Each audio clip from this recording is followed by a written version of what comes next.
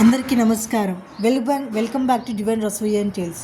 ఇవాళ మనం భారతదేశంలోని అతి పవిత్రమైన క్షేత్రాల్లో ఒకటైన మధ్యప్రదేశ్లో వెలిసిన ఉజ్జయిన్ మహాకాళేశ్వర టెంపుల్ గురించి తెలుసుకుందాం. ఇది కేవలం దేవాలయం కాదు, ఒక కాలాన్ని నియంత్రించే మహాశక్తి. పురాణ కాలంలో ఉజ్జయిన్ ప్రాంతంలో ఒక పేద బ్రాహ్మణుడు ఉండేవారు. ఆయనకు ఒక చిన్న కొడుకు. ఆ బాలుడికి శివుడికి అపారమైన భక్తి కలవాడు. ప్రతిరోజు అడవికి వెళ్ళి ఒక చిన్న రాయి ముందుంచి దానినే శివుడిగా భావించి పూజ చేసేవాడు. పూలు సమర్పిస్తూ ఓం నమ శివాయ అంటూ ప్రార్థించేవారు. ఒకరోజు ఆ ప్రాంతాన్ని దూషణ అనే రాక్షసుడు ఆ ప్రాంతంలోకి వచ్చి ప్రజలను భయపెట్టడం మొదలుపెట్టాడు.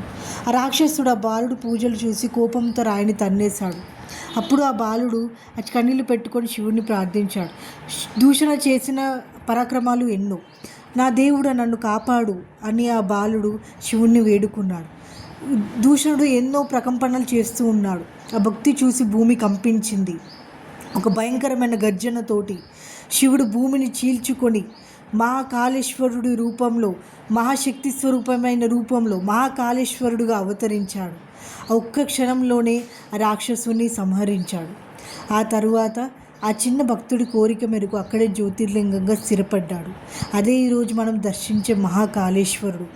ఉజ్జయిన్ మహాకాళేశ్వరుడు చాలా పవిత్రమైన, చాలా శక్తివంతమైన ఒక జ్యోతిర్లింగం. ఇది ప్రత్యేకత ఏమిటంటే ప్రతిరోజు జరిగే ఒక భస్మ హారతి. శ్మశాన భస్మంతో చేసే హారతి ప్రపంచంలో ఎక్కడ కనిపించదు. మరియు ఈ శివలింగం దక్షిణ దిశగా ఉంటుంది. ఇది కాలం, మరణం మీద అధికారం సూచిస్తుంది. ఇలాంటి మరిన్ని మంచి వీడియోస్కి సబ్స్క్రైబ్, లైక్ చేయండి, ఫాలో చేయండి.